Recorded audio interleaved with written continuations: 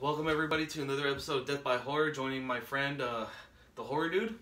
As you can see, we have Scream products over here, and we're going to talk about the Scream 5, which it's titled Scream, but it's Scream 5. So, the 2022 version. So, before I get into it in the movie, I just want to show some things off first. This is a ghost-faced Living Dead doll that I got from Halloween Depot. Check them out. I got the two Blu-rays over here, Scream 1, 2, and 3 plus extras, and then Scream 4. And then I got this Ghostface deluxe mask and bleeding knife from Scream 4, which actually, fun fact, that I bought this from the Horror Dude the first time I met him. It was actually pretty cool. And this is my favorite thing that I have of Ghostface. It holds a sentimental value to me because it is signed by Roger L. Jackson. And we will get into now of Scream 2022. Now, you guys already know I like to ask the questions. What you did like, what you didn't like, what could have been changed. And then you give it a scale of 1 to 10. And then you give the reason why. So right off the bat, I'm going to bring my boy in right now. So tell me what you liked about the movie first. I awesomely liked the whole superstition. I was already right away when the movie started. I was like, man, who's the killer? Who's the killer? Because a lot of the posters were saying, oh, the killer's on the poster. But they made it very, very hard. I'm not going to tell you who it was or what happened, really. I want you guys to see the movie for yourself because I know there's a lot of fans out there and I don't want to spoil it for anybody. But I did like the way they really twisted up everything in a ridiculous way that if they were twisting my hand, they would have tore the whole motherfucker off. Yeah. And I really like that. I like the sound effects that they were doing. I like the new the new tactics, the new fights, the aggressivity, the gore. I loved a lot of the new stuff that they brought to it, and especially the quality of the way it looked was amazing too. Okay. Now I am gonna respect his decision by saying that he's not gonna spoil anything, but that's him. I'm not. Okay, I will be spoiling stuff because I'm gonna be talking about some scenes. Okay. I'm sorry if you guys haven't seen it, and if I spoil it, I know, spoiler alert. Like, I'm gonna take this back from him, but that's the thing though. We're not gonna say everything out of respect for him, but I do want to talk about at least my favorite scene because it was like the best thing for me. So, one thing I did like, and it's funny that you mentioned some aggressiveness, right? Yeah. And what he mentioned about aggressiveness is kind of goes both ways for me. Some characters were aggressive, and some where I'm just like, dude, you just deserve to fucking die. I'm sorry. Yeah, that's true. And I will say, and it's funny that I'm gonna do that because the one person who didn't show aggressive, I'm happy he died. But then there's that person who tried, who died, and I'm just like, fuck. But it was my favorite kill. And I'll tell you why. Wes, I fucking hate you, okay? I mean, as an actor, you're cool. But your character sucked. You deserve to die. I'm sorry. You had no fight in you. Yeah. You were put up against the wall, knife is to your throat, use your fucking legs, push the person off. That's all you had to do. Your mom had to try to come and save you. And this is my favorite kill. When Ghostface, because there's two, right? Yeah. So, when Ghostface killed Sheriff Judy, I think it's her name. Sheriff Judy, yeah. Sheriff Judy. I just love the fact because how sadistic do you have to be? How psychotic do you have to be and not have a care in the world to kill the town's sheriff in broad daylight outside her home? Yeah. That was fucking tight. That was amazing. That was awesome. That's my favorite kill. That was some real crazy shit right there. Yeah. Because honestly, like I was a big shock because the way this Ghostface character gave no fucks at all, and that's what made me fall in love with it again because I was like, wow, dude, like there's a little bit of tripping the way he used to do it, but this guy was on point. Yeah. This guy was like, I'm gonna slice you. Like he was ready to kill you so fast, you didn't even know what killed you. And that's actually what I like about Ghostface. It's just a regular person. Yeah. You know, it's just sick in the head. So when he is running and then he trips or he gets hit, I mean, it's realistic. Yeah. You know? No, yeah. If I throw something at you, you're gonna be like, oh, you're gonna be phased. Unlike Michael Myers or Jason, they're gonna be like, the fuck. Yeah. Like, what was that, you know? Yeah. So I did. That's what I like about Ghostface. Yeah. Go for it. I think that they kind of overreacted on it before in the other movies, you know. But in this movie, they gave it. They kind of mixed it up a little bit, and there was a good balance, a good horror balance on it. He'd get up pretty quick. Right. He had that mindset, like, I'm gonna kill this motherfucker. You know what I mean? Goal, like I know for a fact I'm gonna kill this person, and I was like, all right, dude. So obviously, in the mind of a sadistic person, he already had premeditated murder. He already knew what he was gonna do, and he got to the point. Yeah.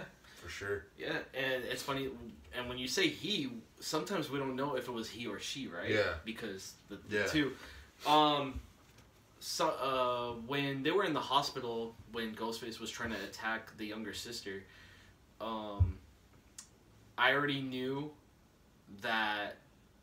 I didn't know that the girl, the friend, was the killer. But right off the bat, I knew the boyfriend of Sam was one of the killers because he got knocked down by Ghostface. And Ghostface, when you see a helpless victim, what do? You go and try to kill them. Yeah. They just ignored him. So I was like, okay, he's in it. He's in on it somehow. Yeah. That's what was obvious to me. Yeah. But that chick Amber Freeman, which is the character's name played by Mikey. Dang, I forgot her last name, but her name's Mikey. Anyways, she held such a grudge towards the older sister. The character's name is Sam, and it was making me think like she could possibly Yeah, you know? I was thinking that it was her too, and then the other part that I was like, dude, because I was like, all right, cool. I already knew kind of that it was that boyfriend, right? Kind of, but then I was like, man, there's no way that they're making it this easy for us to know who it is. That's what in my head, I'm so creative with my thoughts. So I was so creative that I thought it was the freaking police officer because he had a freaking bulletproof vest on. Right. And honestly, I would have been like, holy fucking shit. But he also had a bulletproof vest in part 3. Yeah, but in that one, they're looking for somebody that fits the criteria. That Ghostface was huge. Yep. So I was like, oh wow, like this guy has to be somebody that's pretty big, you know? Yeah. So when he had the bulletproof vest on, I was like, all right, so he's probably a cop. You know what I mean? And then I was like, fuck, is it Dewey or is it fucking, who is it, you know? Yeah. So that's what I'm telling you, like, any day they flip the switch. But I did always have the thought, like, hey, it has to be this fool, you know, because he's fucking weird. You know what I mean? And he was getting into it so much trying to play the part. Right. When he was in the YouTube video. Yeah, he was trying to watch the stab movies on Netflix, you know? Yeah. And then that's when Amber, she was like, all right, let's go Netflix. That kind of gives it away, too. Because, I think he joined later, huh? You think so? No, I think it was all in on it from the beginning, me personally. Wow. They were just in contact. One thing I did not like about the movie is that they kept on mentioning how the older sister skipped town. It's like, okay, she was like 18 or whatever, and and you got all these older people holding a grudge towards her for leaving town. And it's like, and then it explained her backstory. And it's like, well, no one fucking wonder why she skipped, you know? Yeah, I mean, honestly, that's can't hold any grudge over people just leaving. It was a little annoying, honestly. I can understand why the little sister kind of held a little grudge for that because she didn't know, you know, up until later on. And to find out that it's Billy Loomis's daughter, you know, who saves the day, actually. Yeah, no, yeah. And you know what? I did like that whole flashback thing. I was like, wow. Yeah. I was fucking stunned. I was like, damn, dude, this is dope. You know what I mean? Like, there's no words to express how I was feeling that moment because I was like, wow, this is dope. You know what I mean? Mm-hmm. And I was just like, wow, like so now, when they said that, I'm like, so she's probably a serial killer herself. She just hasn't been that. So that might open for another movie. Yeah. To be honest with you. And I was like, well, that's cool. But the only thing that I didn't like, honestly, is because Ghostface was fucking huge. There's no way that was that little hyena, man. There's no fucking way. I know it's Hollywood, bro, but there's no way. Well, remember, there's two. That's why the Ghostface was two, right? But the guy and the girl. But still, dude, like you would notice, bro. Like if it's Right. a fucking girl or a guy, dude. Like it was just fucking pissing me off, dude. I was like, what's another scene that you liked? And we're gonna stop it right here, just out of respect, 'cause not too much spoiling. Let me see. I did like when fucking the officer Sheriff Dewey came back. I thought that was cool. Okay.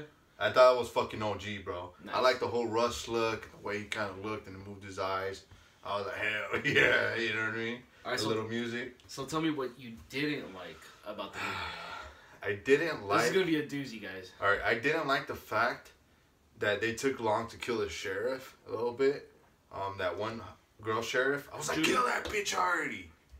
Taking forever, goddammit. You could kill like 3 or 4 people already with that wait time. Mm-hmm. So that's how I felt about it. Okay. That's the only thing, though. Really? Yeah. Okay, so my thing was, I'm not so upset that Dewey died. I'm upset who killed Dewey. You're telling me that little girl fucking stabbed him in the back and then just grinded his spine with a knife? Yeah. It's not realistic to me. But did he die? Yeah, he died. Was there a funeral? I don't know. Fuck! This guy right here. I'm sorry. Funeral or not, okay?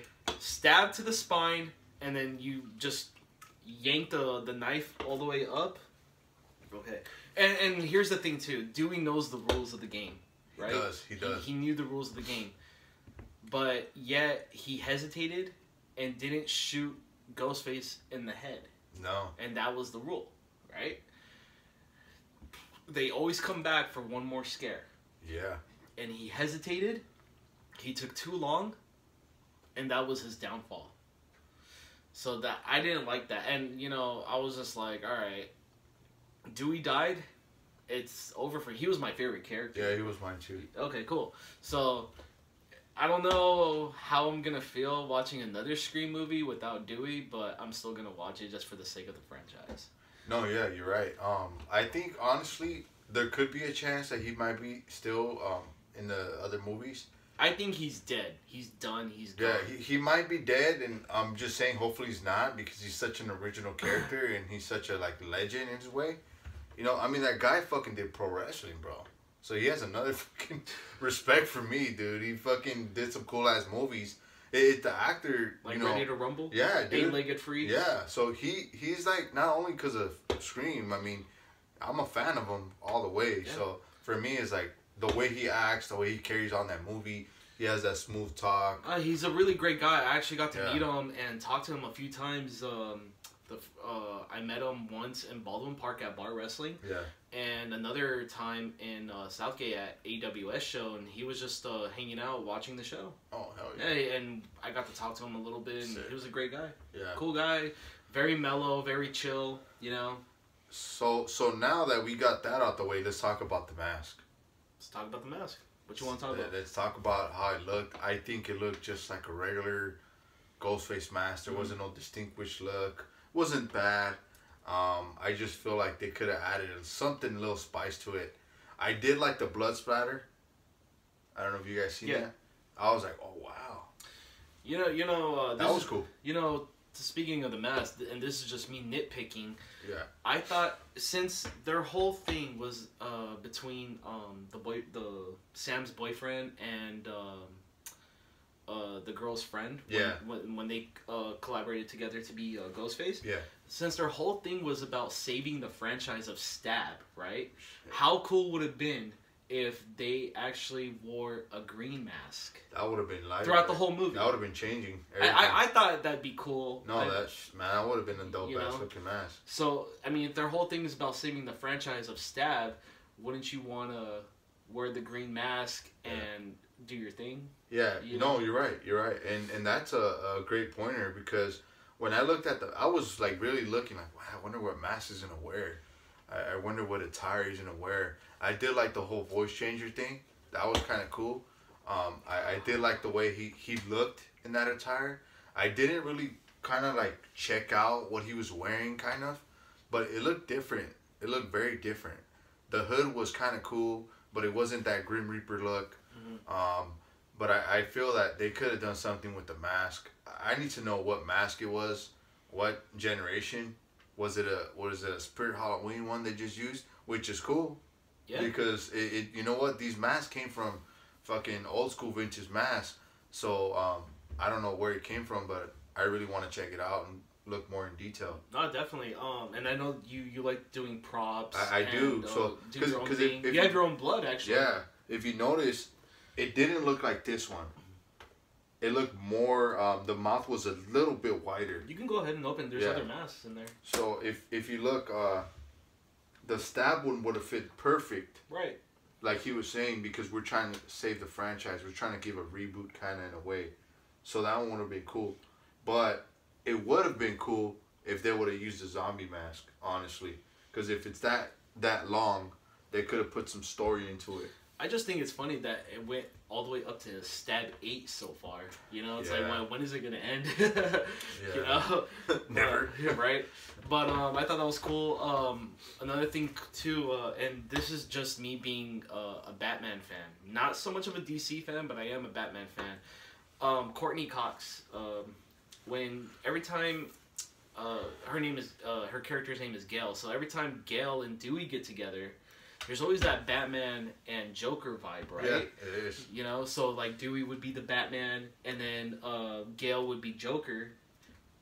But they can't. They're obsessed with each other. Like after all these years, Dewey is still watching her on TV, delivering the news. You know. Yeah. And Gale is such a bitch. Yeah. But when she sees Dewey, her mood changes. It's like that. She has some little compassion. I'm not saying Joker has that, but I'm just saying.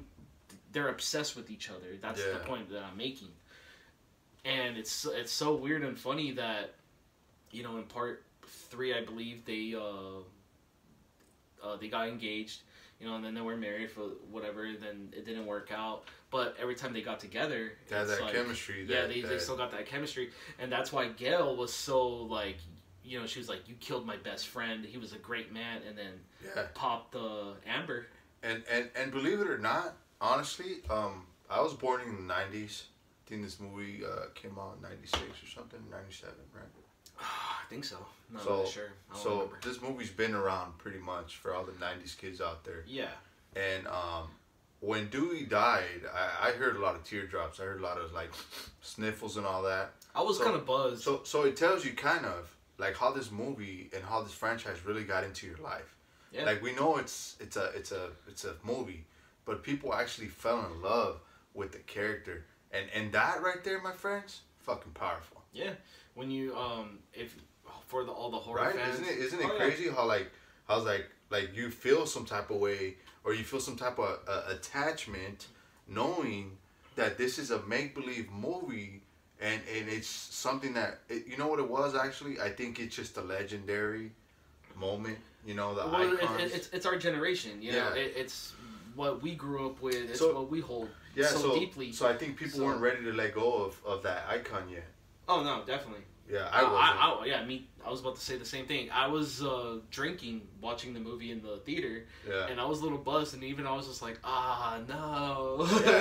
It was like a quick little stab to our hearts about it. You know, I was just like, I don't know what I'm feeling. Is it my beverage, or is it the emotional feeling that I'm getting right now? So that for me was a good part in the movie because I feel that it's good that people feel that way.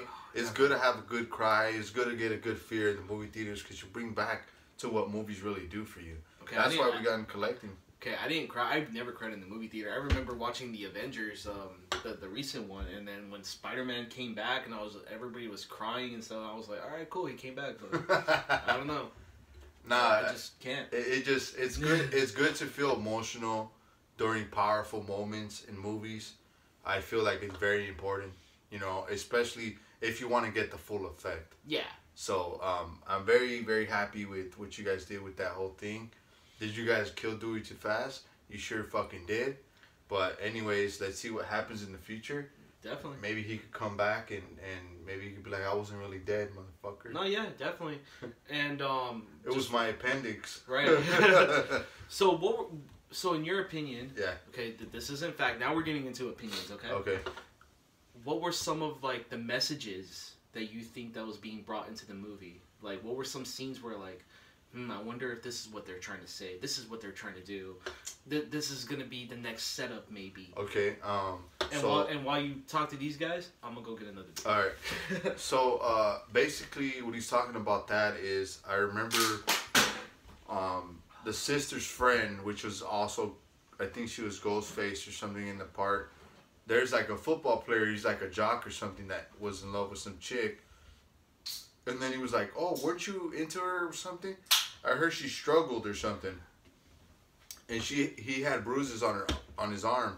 So I was like, "Wow, that's kind of suspicious." Oh, okay. Why the fuck does he have bruises on his fucking arm? He's pretty big. He fits the criteria. And then he was saying football practice. Yeah, and believe it or fucking not, he probably was wearing the fucking robe. Just saying that. Yeah. Just saying, he fit the fucking guy. So you thought that they were trying to steer you into the direction of thinking that he's the killer, right? Yeah. A lot, dude. They were fucking straight up, like, basically saying he's a killer. You know what? Since you mentioned that, what about the other guy that was stalking his girlfriend? You know what I'm talking about? Yeah. Wouldn't it be like? It would have been kind of a good story too, honestly, if you're into revenge movies. You know, like this guy who got killed by Ghostface, which was like her summer lover, right? And since he can't have her, nobody can have her, kind of thing. Yeah. You know, that's why he was stalking her, showing up to like where their hangout spots are and whatever, and stalking her from distance in the car and stuff like that, right? That good Michael Myers shit. Yeah, you know. So that would have been cool too, I think. Yeah, and then also but he died like a bitch though. Yeah. Up, like, just like Wes. And then the police officer, I know it's random, but when what's her name was like, "Who's over there in the hospital with my sister?" Mm-hmm. He's like, "I don't know. What the fuck are you doing there?" Well, I mean, nothing's. Right? I mean, yeah, nothing's happening at the hospital. You know what? You bring up a good point about the hospital, which just hit me. And I'll explain. But before I do, nothing was happening in the hospital. You know, and they need more guys because this is a murder scene. This is one of their teams that just got murdered and butchered. You know, and that's why he was at the location. But going back to the hospital, how stupid was it that there's literally no employees anywhere, the hospital's lights are down, and there's only I think it was a security guard, I'm not sure. A security guard is just lying dead on the floor randomly with nobody inside. There's no patients in any of the rooms. There's no nurses, no doctors, the lights are out. Nobody, and here's the thing, nobody is checking on, I think her name was Tara, the little sister. Yeah. Nobody's checking on her. Yeah, that pissed me off. That was so unrealistic. It kind of killed the vibe a little bit. It did. It made me question a lot of shit. Because if you guys do not remember, just switching up the movie when Michael Myers is Rob Zombie, everybody was in the hospital and he was still killing motherfuckers. But he made it look realistic. That was the realistic, like, there's doctors, there's nurses, there's people. Yeah. There was nobody in that film. Nobody whatsoever except for a dead cop or security guard. That's it. Yeah. And then now you're telling me that Dewey and Sam shows up with Sam's boyfriend. I think his character's name was Kirk, I think. I think so. And didn't talk to a receptionist, like, where's this person? Like, he just barged in. And I know he's a sheriff, he could probably just go in there, but... Well, they didn't really need to talk to the receptionist to know where Tara was at, because Sam had already... But at least show her, kind of. Yeah, I guess. So that way, like, when you come into the hospital... Because every movie, when you go to the hospital, what the fuck do you see? You see a receptionist. You know, when I go to the hospital, the front desk is right there, like, hey, what do you need, or whatever. Yeah. At least they could have told them, fuck you, or look at her, and she could have looked at you weird, and then they could have ran upstairs. But there was nobody there. It was basically like some Resident Evil shit, Underworld Awakening shit. I don't know. But I was just like, dude, they need to fix that. You know what? That was my biggest problem with that movie. Yeah, mine too. Okay, cool. In reality, to be honest with you, it really was. Because I was like, there's no way that there's nobody here. What was your favorite kill out of every movie? My favorite kill was the sheriff's. Oh, my. Yeah, because the way he just sliced her up was just fucking on point. Now, do you believe that it was Kirk or Amber that killed the sheriff? I think it was Kirk. I want to say Amber. Really? Yeah, because Amber is friends with Wes. Yeah. So she knows the way around the house. Yeah. So how easily it would have been to get inside the house, stalking Wes while he was taking a shower, etc., and then be able to catch the sheriff off guard. True. That's just my opinion. That could have been that, or I could have sworn that she was with the other bitch, and then she told that nigga to go fucking kill her, cause she was always next to her, fool. That's true. Yeah. So it could have been both ways. He could have gave her the address. Ghostface was taking kind of forever to kill her, so it could have been. I'm gonna go with Amber though. Yeah, I mean we don't know, but it could have been. But in that scene, to retort on his thing, Ghostface wasn't that big in that scene. Yeah. Now that I think about it. Also, too, I go to a lot of conventions and try to meet actors and my favorite actors and get 8x10 photos, autographs, and stuff like that. Picture quality alone. Yeah. When Ghostface kills the sheriff in broad daylight in front of that house and everything, that picture is amazing. Like picture quality, I thought that was so good. It was probably like the best scenery out of that whole movie, in my opinion. No, yeah, and not only that, but also the whole sound effects, the surround, the way they put together with the producer, and the way they produced that movie, and the mix down of the sounds. I was like, wow, dude, this movie they took time on this. Right. You know what I mean? Now, before we end this, we haven't even gone to the main character yet. Oh, yeah. Sydney Prescott, played by Neve Campbell. Yeah. Any thoughts on her in the movie? I think she's amazing. Honestly, I really feel like any movie she goes to, she's a fucking star. Yeah. What were your favorite things about her in this movie in particular? I know it's gonna be cheesy, but when they're like, "Do you have a gun?" I'm Sydney Prescott. Right. I was like, wow. Yeah. There's no introduction, bro. My favorite thing is how she put the tracker on the car. Oh yeah, that was cool. That was a classic. Yeah. That was a bitch. You ain't gonna play me. I got this bitch type. Yeah, shit. and then Gail was questioning her, and she was all like, I got this. Like, this isn't my first rodeo. Yeah. This is her fifth. Yeah. No, and then I do like how she's a mom and she was doing her thing, and I feel like she kind of overcame that whole shit, but she wasn't afraid to go back to the realms of the darkness. And that's the thing, if you watch like all the movies, it's all about how you play by the rules. Yeah. And she knows the rules. She does. And she's been knowing the rules, and she never hesitates to break the rules if necessary. She follows the rules, the playbook. Yeah. But you know what they say after part 3: forget everything from part 1 and 2, because now everything's changing. Everything changes. But she still holds the rules from all the previous ones. Yeah. And now she understands how the rules can change. That's what's cool. And that's what's cool about these movies. Like, they always talk about reference movies like, this is the way it's supposed to be, this blah, blah, blah. And it makes you fall in love. It does. It's always cool to be part of something, because you could always be like, oh, she broke that rule. She's not following it.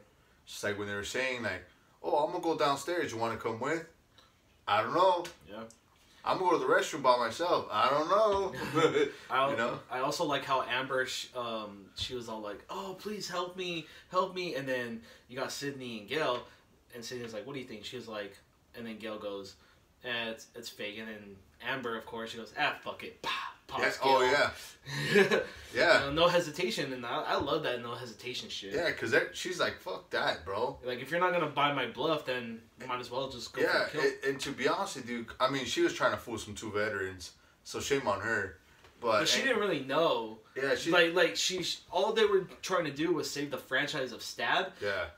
Without following the rules, and it always goes back to the rules. But I'm pretty sure she did some type of research on both of them. Oh, of course, yeah. And she was like, all right, so they know what's up.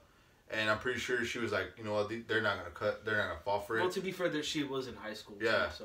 And I already think that those 2 girls knew that bitch was Ghostface in the beginning. I think so. Yeah. Scale 1 to 10. I'm gonna give it an 8. Why? I just feel like the hospital killed it. I feel that them killing Dewey kind of killed it a little bit. Okay. And I just feel like the masks could have been a little bit better. Okay.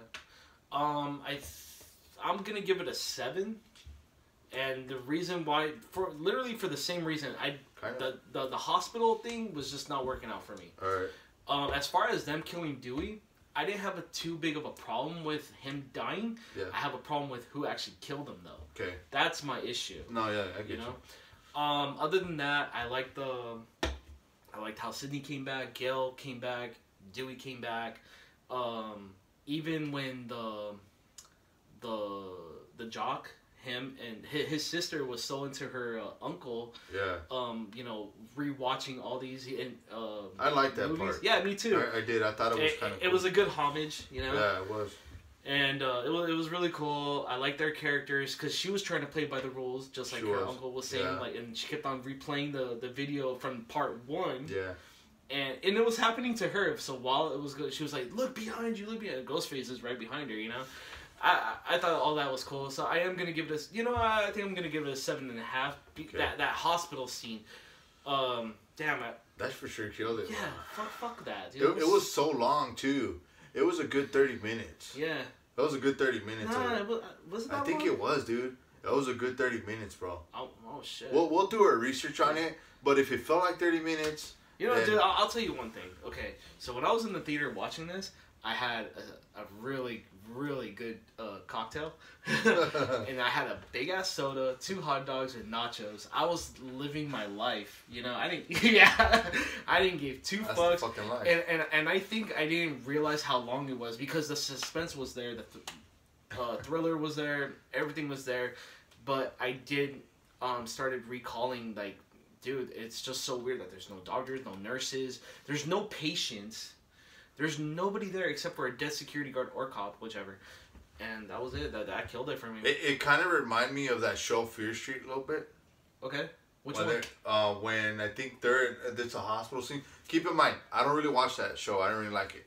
I like the fucking Reaper face, but I did see a part when they go to the hospital and there's no one there. I think that's part 1. I'm not sure though. But still, like, why are you doing that? Stop it. Stop it. There's people in hospitals. There's doctors there. There's fucking security guards. Make it realistic. Rob Zombie, good job for making us feel like we're in the fucking hospital. For real. And that's about wrap, though, guys. I just want to say thanks to my friend, the Absolutely, horror dude. Man. Thank you, man. Yeah, appreciate it. It was fun. This actually was your idea, so I'm gonna give him the credit for it. Yeah. Again, this is my house, though. And we drink on the show. We drink on the show. We tell you about some horror stuff, and we're gonna be doing a bunch of cool stuff coming up soon. Right now, I know everything's going on with the whole pandemic and the whole surge or whatever, but don't let that stop you from being a horror fan. No, yeah, and have fun and be safe, guys. So I want to do a quick shout out. So one to my favorite artist, Little Hellcat, Bruce 13, as well as the Horror Dude, Good Guy Prime, and of course we always like to show support to Halloween Depot and Toy Depot. And I do want to mention one thing, guys. Next week, February 6th and 7th. Yeah. Or I think it's 5th and 6th. 5th and 6th? Yeah. I think it's 5th and 6th. 5th and 6th, actually. The first ever in Inland Empire. Look it up, guys. CreepyCon. They have a lot of good announcements. CJ Graham, cast from Killer Clowns from Outer Space, Nick Castle, for all you Michael Myers fans out there. The legend. Yeah. As well as, and tons more, Yeah. So you guys should go, have some fun, or not, I don't care. But yeah, it's up to you. There's gonna be a lot of props there, a lot of spots to take pictures. It's gonna be fun. Reason why I'm mentioning it is because I've been going to a few conventions lately and I haven't been seeing a lot of that wow factor. Yeah. So come and support, guys.